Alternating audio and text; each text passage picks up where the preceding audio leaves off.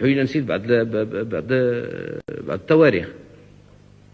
وعشنا ال 44، وعشنا البوفكران، وعشنا الحوادث الدخيسة، وعشنا ال 54 في جهة بالجعد واتزم، وعشنا الشيء اللي وقع اللي قال في ديك الوقت في الدار البيضاء في 47، وعشنا المصيبة اللي وقعت بالنقابيين في ديسمبر 52.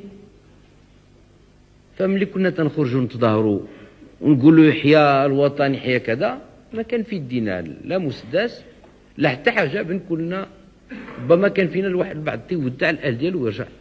ايوا سيدي المغاربه ما غادي يكونوا شي اليوم قل من المغاربه البارح.